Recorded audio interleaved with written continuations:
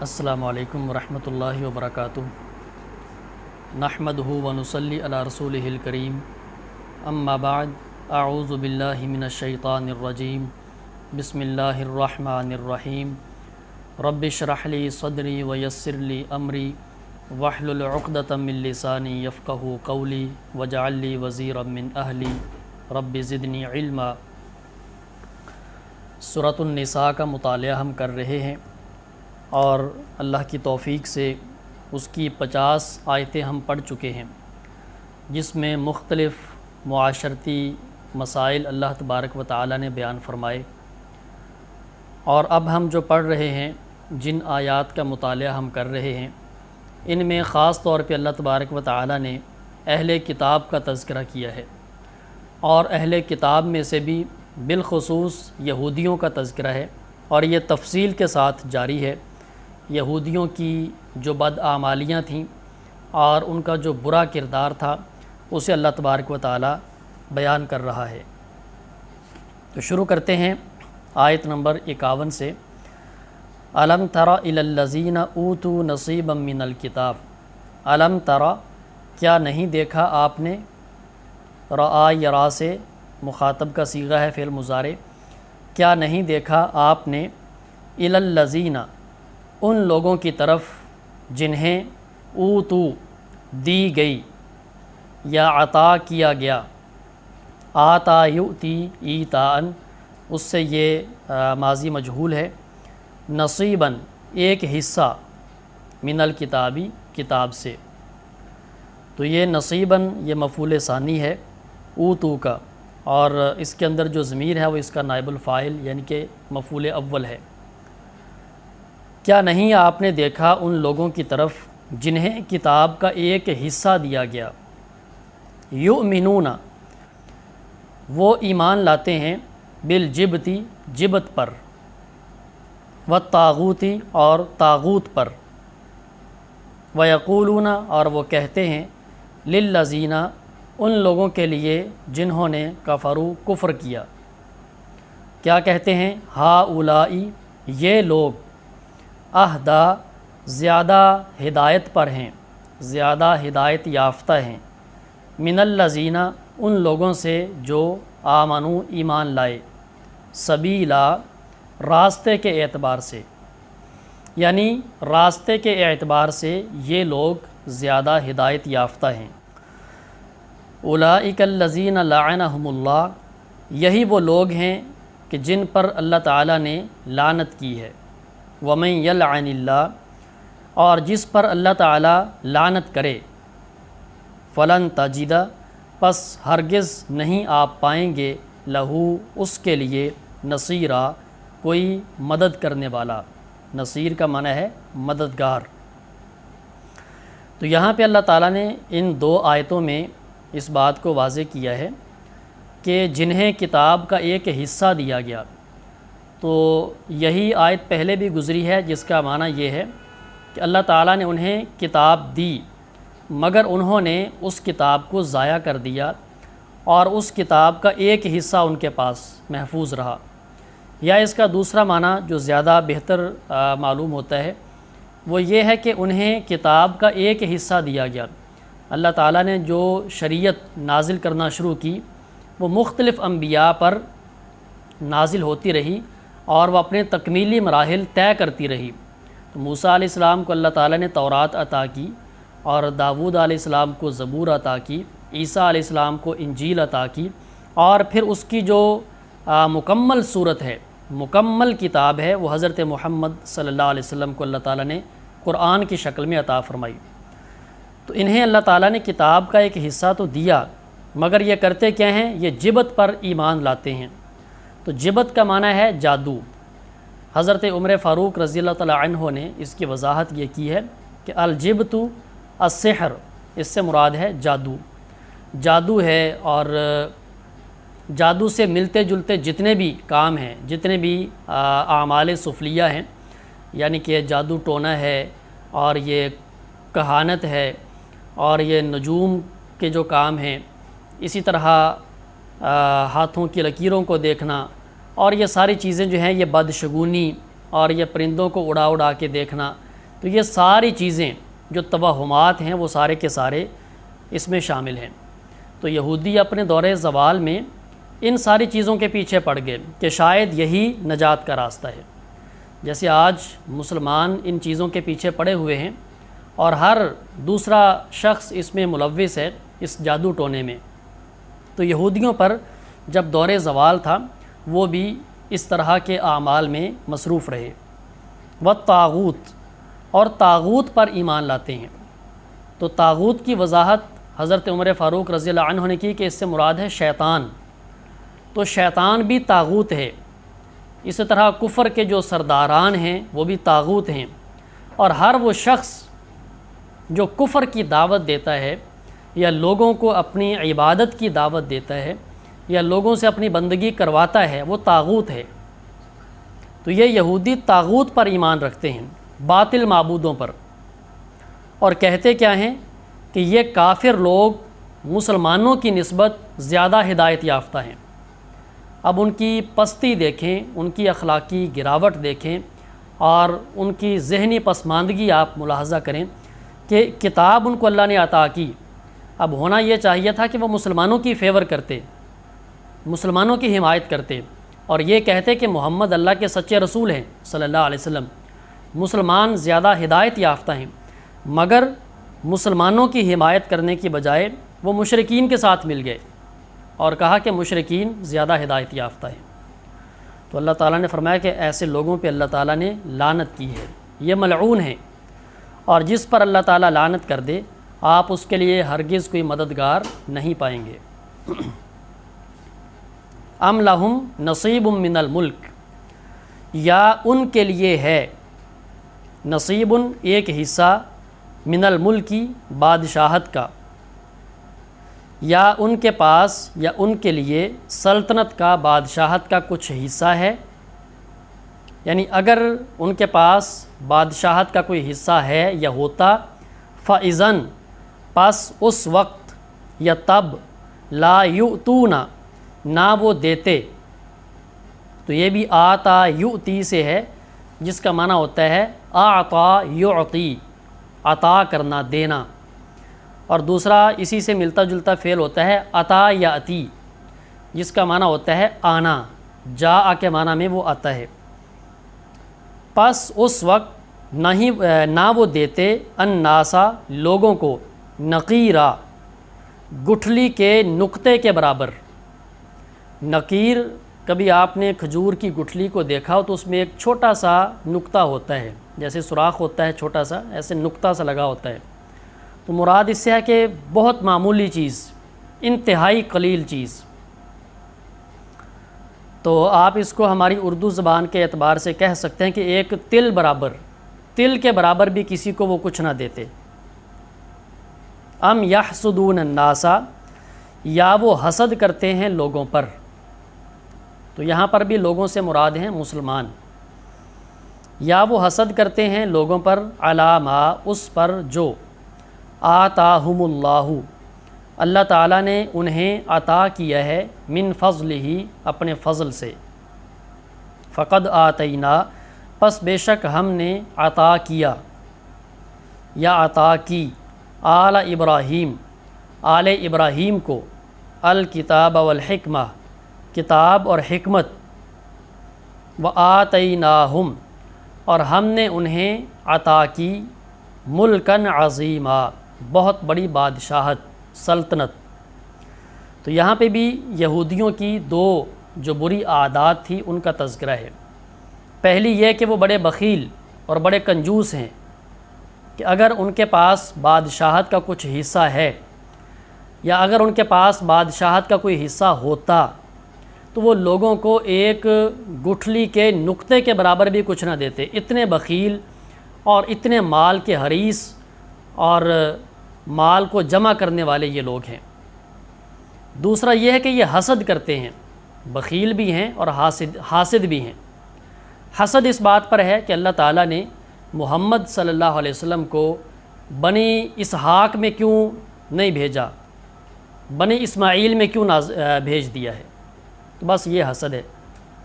تو اللہ تعالیٰ نے جو اپنے فضل سے مسلمانوں کو عطا کیا ہے یا وہ اس پر حسد کرتے ہیں؟ تو فرمایا کہ فقد آتینا آل ابراہیم الکتاب والحکمہ، بے شک ہم نے آل ابراہیم کو کتاب و حکمت عطا فرمائی اور انہیں بہت بڑی بادشاہت عطا فرمائی۔ اب یہ داؤد علیہ السلام، سلیمان علیہ السلام، یہ بڑے اللہ کے نبی بھی تھے اور بادشاہ بھی تھے، اور یہ بنی اسحاق میں تھے، یعنی کہ بنی اسرائیل میں تھے، حضرت یعقوب علیہ السلام کے نسل میں تھے۔ تو اللہ تعالیٰ جس کو چاہتا ہے عطا فرما دیتا ہے، اس میں حسد کی کیا بات ہے؟ تو حسد کرنا یہ دراصل یہودیوں کا ایک پرانا وتیرہ ہے۔ تو حسد میں ہوتا کیا ہے کہ کسی کے پاس کوئی نعمت کوئی بندہ دیکھ لے تو اس کے دل میں یہ تمنا پیدا ہو کہ کاش اس بندے سے وہ نعمت چھن جائے، مجھے ملے نہ ملے، اس سے چھن جائے، وہ محروم ہو جائے۔ تو یہ حسد بہت بری بیماری ہے۔ اللہ تعالیٰ نے ہمیں حکم دیا کہ ہم حاسدین کے حسد سے پناہ مانگے، وَمِن شَرِّ حَاسِدٍ إِذَا حَسَد۔ تو یہ یہودی حسد کرتے مسلمانوں پر، اور اسی حسد میں جلتے جلتے یہ بالآخر جہنم میں جلیں گے، ایمان نہیں لے کر آئے، نعوذ باللہ من ذالک۔ فرمایا کہ فَمِنْهُمْ مَنْ آمَنَ بِهِ، پس ان میں سے بعض وہ ہیں جو ایمان لائے اس پر، وَمِنْهُمْ، اور ان میں سے بعض من وہ ہیں جو یا جنہوں نے صد عنہ، روکا اس سے۔ صد یصد کا معنی ہوتا ہے روکنا۔ تو کچھ ایمان لے آئے اور کچھ نے روکا، ایمان لانے کی بجائے دوسرے لوگوں کو بھی روکا۔ وکفا، اور کافی ہے، بجہنم، جہنم، سعیرا، جلانے کے اعتبار سے، یعنی کہ جلانے والی یا بھڑکنے والی جہنم کافی ہے، بالآخر ان کا وہی انجام ہے۔ تو یہ جملہ جیسے ہم پہلے پڑھ کے آئے ہیں، وَكَفَى بِاللَّهِ وَكِيلًا، تو جملے کا سٹائل وہی ہے۔ تو بجہنم، اس پر بازر بھی جو ہے یہ زائدہ ہے، تو سعیرہ یہ تمیز ہے، اسی وجہ سے اس کو منصوب پڑھا گیا ہے۔ ان الذین کفروا، بے شک وہ لوگ جنہوں نے کفر کیا، تو خواہ وہ یہودی ہیں، خواہ وہ عیسائی ہیں، خواہ وہ دنیا کا کوئی بھی کافر ہے، جس نے بھی کفر کیا، بِآیاتنا، ہماری آیتوں کے ساتھ، سوف نصلیہم، ان قریب ہم انہیں داخل کریں گے، جھونک دیں گے۔ تو سوف یہ فعل مضارع کے شروع میں آتا ہے اور آ کر مضارع کو مستقبل کے معنی میں کر دیتا ہے، مستقبل بعید کے معنی میں۔ ہم ان قریب انہیں جھونک دیں گے، نارا، آگ میں، کلما، جب بھی، ناضجت، گل سڑ جائیں گے۔ ناضجہ کا معنی ہوتا ہے پک جانا، اور اتنا پک جانا کہ گل جانا، یعنی کہ گل سڑ جانا۔ تو ناضجت جلودہم، جب بھی گل سڑ جائیں گے ان کے چمڑے، ان کی کھالیں، بدلناہم جلودن غیرہا، ہم انہیں بدل دیں گے ان کے علاوہ اور کھالوں میں، یعنی ہم انہیں ان کے علاوہ اور کھالیں بدل دیں گے، لیذوقوا، تاکہ وہ چکھیں، العذاب، عذاب۔ ان اللہ، بے شک اللہ تعالی، کان ہے، عزیزاً حکیمہ، غالب، حکمت والا۔ تو یہ عذاب کی جو شدت ہے اللہ تبارک و تعالیٰ اسے یہاں پر بیان فرما رہا ہے کہ جب ان کے چمڑے گل سڑ جائیں گے ہم انہیں نئے چمڑے دیں گے، وہ گل سڑ جائیں گے پھر اور دیں گے، اور یہ سلسلہ جاری رہے گا تاکہ انہیں ہر دفعہ عذاب کی شدت محسوس ہو۔ تو یعنی کہ ایک بندہ جل چکا ہے اسے وہ تکلیف نہیں ہوتی، اور ایک ابھی فریش ہے اس کا چمڑا، اس کی کھال، اسے جلایا جائے اسے زیادہ اذیت ہوتی ہے۔ تو اللہ تبارک و تعالیٰ ہی بہتر جانتا ہے کہ جہنم کی اس قدر دہکتی ہوئی آگ میں کتنی جلدی ان کے چمڑے جلیں گے اور کتنا انہیں عذاب ہوگا۔ اور ویسے بھی جو جہنمی ہیں اللہ تبارک و تعالیٰ انہیں عذاب کی یعنی کہ شدید عذاب دینے کے لیے انہیں بڑے بڑے جسم عطا کرے گا، بہت بڑے بڑے جسم۔ اب جیسے مسند احمد کی ایک روایت میں آتا ہے کہ جو کافر ہے اس کی کان کی کونپل اور اس کے کندھے کا فاصلہ 70 سال کی مسافت کا ہوگا۔ اتنا بڑا وجود اللہ تعالیٰ اہل جہنم کو عطا کرے گا۔ اور ایک اور صحیح مسلم کی روایت ہے جس میں ہے آپ نے فرمایا کہ کافر کی داڑھ احد پہاڑ کے برابر ہوگی، نعوذ باللہ من ذالک۔ تو یہ اس لیے ہے تاکہ جتنا بڑا وجود ہوگا اتنا زیادہ وہ جلے گا، اتنا زیادہ اسے عذاب ہوگا اور اذیت ہوگی۔ اللہ تعالی ہم سب کو محفوظ فرمائے۔ والذین آمنوا وعملوا الصالحات، اس کے ساتھ ہی اہل جنت کا تذکرہ ہے، اور وہ لوگ جو ایمان لائے اور انہوں نے نیک عمل کیے، سندخلہم، ان قریب ہم انہیں داخل کر دیں گے، جنات، جنتوں میں، باغات میں، تجری من تحتها الانہار، جن کے نیچے سے نہریں جاری ہیں، خالدین، ہمیشہ رہنے والے ہیں، فیہا، اس میں، آبادا، ہمیشہ۔ تو یہ تاکید ہے کہ اس میں ابد الآباد یعنی کہ ہمیشہ ہمیش وہ رہیں گے۔ لہم فیہا، ان کے لیے اس میں، ازواج مطہرۃ، پاکیزہ بیویاں ہوں گی، وندخلہم، اور ہم انہیں داخل کریں گے، ظلاً ظلیلا، گھنے سائے میں۔ ظلاً ظلیلا کا معنی ہے بہت ہی گھنا سایہ، گہرا سایہ، اس میں ہم انہیں داخل کریں گے۔ تو یہ جو گھنا سایہ ہے اس کو قرآن پاک نے ایک اور مقام پر کہا ہے کہ ظل ممدود، یعنی کہ لمبا سایہ، اور یہ لمبا اتنا ہوگا، نبی علیہ السلام نے فرمایا کہ جنت میں ایک ایسا درخت ہے کہ اگر ایک سوار اس کے نیچے 100 برس تک چلے تو پھر بھی اسے طے نہ کر پائے گا، اتنا وہ لمبا، اتنا بڑا وہ درخت ہے۔ اور ایک اور حدیث میں ہے کہ اس درخت کا نام شجرۃ الخلد ہے۔ اس سے اگلی آیت میں ہے، ان اللہ، بے شک اللہ تعالی، یأمرکم، حکم دیتا ہے تم کو، ان کہ تؤدوا الاماناتی، تم ادا کرو امانتیں، الی اہلہا، ان کے حقداروں کو،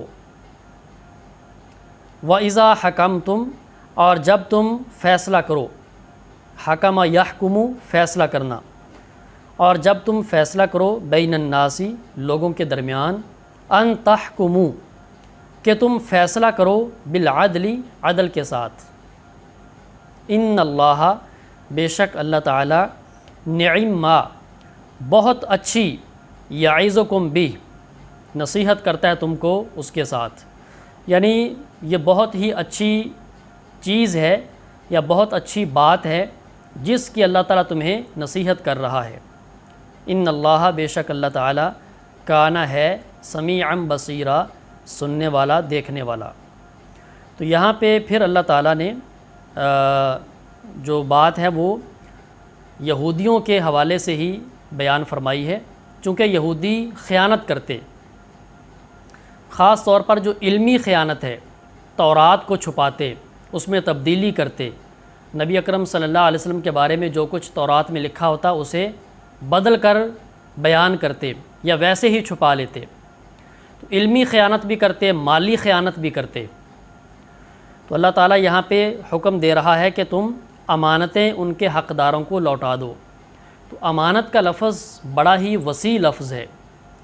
امانت کا تعلق صرف مال کے ساتھ نہیں ہوتا، بلکہ ہر وہ ذمہ داری جو کسی کو دی جائے وہ ذمہ داری اس کے پاس امانت ہوتی ہے۔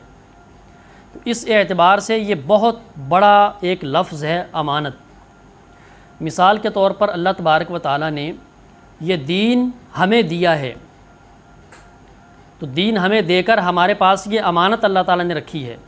اگر ہم دین پر عمل نہیں کرتے، قرآن پر عمل نہیں کرتے، تو گویا کہ ہم خیانت کر رہے ہیں۔ نماز نہیں پڑھتے، خیانت کر رہے ہیں، قرآن نہیں پڑھتے، خیانت کر رہے ہیں، روزہ نہیں رکھتے، خیانت کر رہے ہیں۔ اسی طرح اللہ تعالیٰ نے قرآن پاک کو بھی کہا ہے کہ یہ تمہارے پاس امانت ہے۔ یہ عہدے اور منصب یہ امانت ہوتے ہیں۔ جس کے پاس جو عہدہ ہے، جو منصب ہے، وہ عہدہ اور منصب اس کے پاس بطور امانت آتا ہے۔ اس کو صحیح طور پر استعمال کرنا، اپنی ذمہ داریوں کو سمجھ کر نبھانا یہ اس بندے پر فرض ہوتا ہے۔ ماں باپ کے پاس بچے امانت ہیں، ایک استاد کے پاس اس کے طلباء امانت ہیں، تو یہ امانت کا دائرہ کار بڑا وسیع ہے۔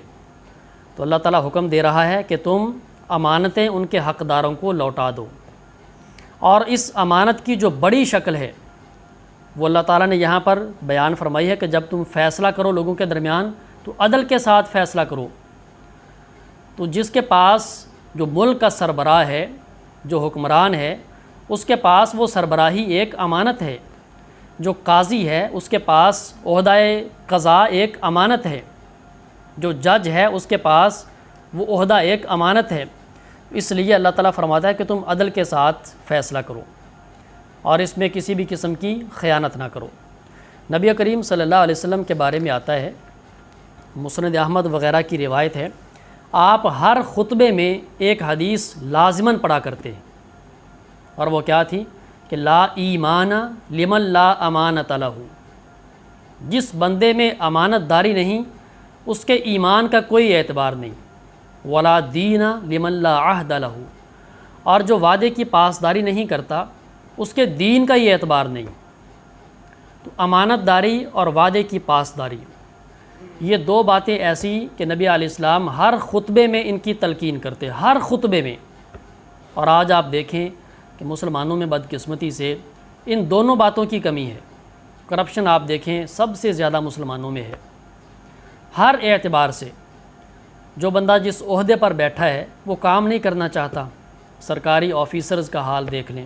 جو ٹیچر ہے پڑھانا نہیں چاہتا، ماں باپ ہیں بچوں کی تربیت نہیں کرنا چاہتے، جو ذمہ داری جس کے پاس ہے وہ اس کو پورا نہیں کرنا چاہتا۔ تو ہر طرف کرپشن ہی کرپشن ہے۔ تو کرپشن صرف مال میں نہیں ہوتی، کرپشن ہر جگہ پر ہوتی ہے، ہر اعتبار سے ہوتی ہے۔ اور وعدے کی پاسداری یہ بھی مسلمانوں میں بہت ہی یعنی کہ نایاب ہے۔ تو اللہ تبارک و تعالی ہمیں یہ دونوں صفات کو پیدا کرنے کی توفیق دے۔ اور پھر فرمایا کہ یا ایھا الذین آمنو، اے ایمان والو، اطیعوا اللہ و اطیعوا الرسول، تم اطاعت کرو اللہ کی اور تم اطاعت کرو رسول کی، و اولی الامر منکم، اور اولی الامر کی تم میں سے، یعنی کہ جو تم میں سے حکم دینے والے ہیں ان کی۔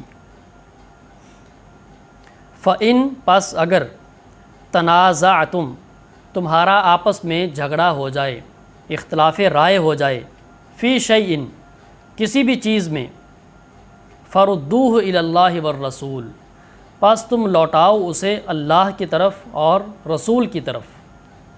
ان کنتم، اگر تم ہو، تؤمنون باللہ والیوم الآخر، ایمان رکھتے اللہ تعالیٰ پر اور یوم آخرت پر، ذالک خیر، یہ بہتر ہے، واحسن تأویلا، اور انجام کے لحاظ سے زیادہ اچھا ہے۔ تعویل کا معنی ہے انجام۔ تو یہ آیت بڑی اہم ہے، اس میں اللہ تعالیٰ نے پہلے تو 3 قسم کی اطاعتوں کا حکم دیا ہے۔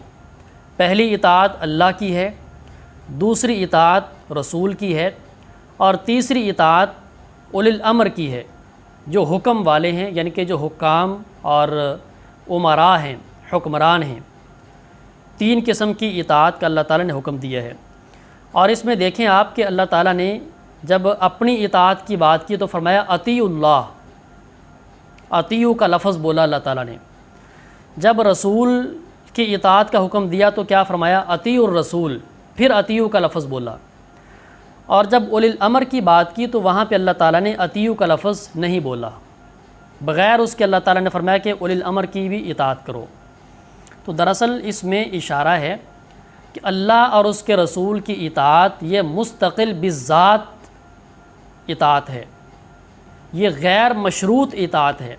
ہر حال میں اللہ کی اطاعت بھی کرنی ہے اور رسول کی بھی اطاعت کرنی ہے، غیر مشروط ہے، مستقل ہے، اور یہ ہمیشہ کے لیے ہے۔ البتہ جو اولی الامر ہیں، جو حکمران ہیں، امراء ہیں، ان کی اطاعت مشروط ہے۔ مشروط کس چیز کے ساتھ ہے؟ اللہ اور اس کے رسول کی اطاعت کے ساتھ، یعنی جب تک ان کا حکم اللہ اور اس کے رسول کی اطاعت کے دائرے میں ہے، اس کے تحت ہے، اس کے تابع ہے، ان کی بات مانی جائے گی۔ اور جب وہ اللہ اور اس کے رسول کے خلاف حکم دیں پھر ان کی بات کو نہیں مانا جائے گا۔ اسی بات کو نبی علیہ السلام نے ایک حدیث میں واضح کیا ہے کہ انما الطاعۃ فی المعروف، اطاعت تو نیکی میں ہے، اور فرمایا کہ لا طاعۃ لمخلوق فی معصیۃ الخالق، جہاں پہ اللہ کی نافرمانی ہو رہی ہو وہاں پہ مخلوق کی بات نہیں ماننی، وہاں پہ مخلوق کی اطاعت نہیں کرنی۔ تو یہ حد ہے۔ اب جیسے اس کو سمجھنے کے لیے یہ مضمون ویسے آئے گا آگے بھی، ماں باپ کی اطاعت کا حکم ہے، تو کہاں تک کرنی ہے؟ جب تک ماں باپ کی بات اللہ اور اس کے رسول کی بات سے نہیں ٹکراتی۔ جب ٹکرا جائے گی تو اولاد پر ماں باپ کی اطاعت فرض نہیں رہتی، وہ بات نہیں مانیں گے اور وہ نافرمان بھی نہیں ہوں گے۔ تو ایسے ہی حکمرانوں کی اطاعت یا علماء کی اطاعت یا امراء کی اطاعت، اس کی بھی ایک حد ہے، اور وہ یہ ہے کہ اللہ اور اس کے رسول کی اطاعت کے تابع ہو، اس کے تحت ہو۔ پھر فرمایا کہ اگر تمہارا کسی بھی معاملے میں جھگڑا ہو جائے تو تم نے کیا کرنا ہے؟ تو جھگڑا ظاہر بات ہے ہو سکتا ہے، ہو جاتا ہے، اختلاف رائے ہو جاتا ہے، تو اس صورتحال میں کیا کرنا ہے؟ پھر تم نے اللہ اور اس کے رسول کی طرف اپنے معاملے کو لوٹانا ہے۔ تو یہاں پہ اللہ نے اولی الامر کی بات نہیں کی، یہاں پہ اللہ تعالیٰ نے یہ نہیں فرمایا کہ تم نے اللہ کی طرف یا رسول کی طرف یا اولی الامر کی طرف لوٹانا ہے، نہیں، بلکہ اللہ اور اس کے رسول کی بات کی ہے۔ تو اللہ تعالیٰ سے مراد اب قرآن ہے، قرآن کی طرف رجوع کریں گے، اور رسول سے مراد آپ کی احادیث ہیں، آپ کی سنت اور آپ کی سیرت ہے، آپ کی زندگی ہے۔ تو اللہ اور اس کے رسول کی طرف تم لوٹاؤ اگر تم ایمان رکھتے ہو اللہ تعالیٰ پر اور یوم آخرت پر۔ اگر مسلمانوں میں جھگڑا ہوتا ہے کسی بھی مسئلے میں، اب جیسے بہت سارے ہمارے جھگڑے ہیں، اختلافات ہیں، ان اختلافات کو ختم کرنے کا طریقہ کیا ہے کہ ان سارے اختلافات کو اللہ اور اس کے رسول کی طرف لوٹائیں، قرآن و سنت پر پیش کریں۔ جس کی بات قرآن و سنت کے زیادہ قریب ہے، زیادہ موافق ہے، اسے مان لیں، اور جو دور ہے اسے چھوڑ دیں، تو بات ختم ہو جائے گی۔ اگر ہر بندہ یہ کہے کہ میں صحیح ہوں، دوسرا غلط ہے، تو پھر تو قیامت تک فیصلہ نہیں ہوگا۔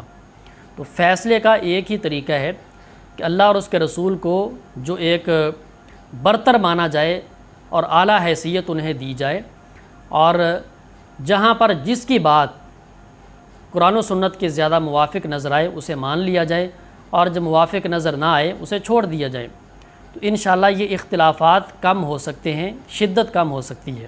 تو اللہ تعالیٰ نے کیا فرمایا کہ ذالک خیر، یہ خیر ہے، یہ بہتر ہے۔ اب دیکھیں نا کہ دو مسلمان آپس میں لڑ رہے ہوں اور ان سے جا کر کہا جائے کہ تم یہ بات مانو، یہ اللہ کے رسول کی بات ہے، تو مسلمان ہو، صاحب ایمان ہو، کیا وہ رسول کی بات کے خلاف جا سکتا ہے؟ قرآن کی بات کے خلاف جا سکتا ہے؟ کبھی نہیں جا سکتا، وہ فوراً رک جائے گا۔ تو آج ضرورت اس بات کی ہے کہ ہم بھی اپنے اپنے مسائل کو، اپنے اپنے جھگڑوں کو، اپنے اپنے تنازعات کو، اختلافات کو اللہ اور اس کے رسول کی عدالت میں پیش کریں، اور وہاں سے ان کو ویریفائی کروائیں، وہاں سے ان کی تصدیق کروائیں۔